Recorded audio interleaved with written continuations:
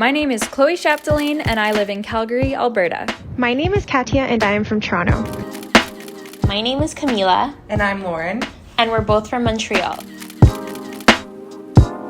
Hi, my name is Mel. I live in Halifax, Nova Scotia. My name is Mobina, and I live in Vancouver. My favorite place on earth is British Columbia.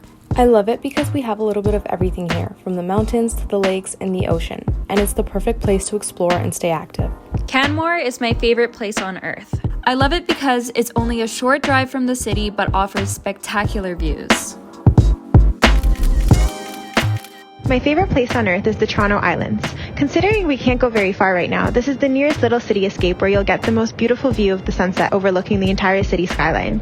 It also makes for an amazing photo spot. Nova Scotia is my favorite place on earth. I love it because it's my home. There's always an ocean nearby. There's always a good back road you can take. And the people here are some of the friendliest and the kindest people you will ever meet. Our favorite place on earth is Mount Royal. We love it because it's a perfect escape from the city and to hang out with friends. To get a breath of fresh air and enjoy beautiful nature walks.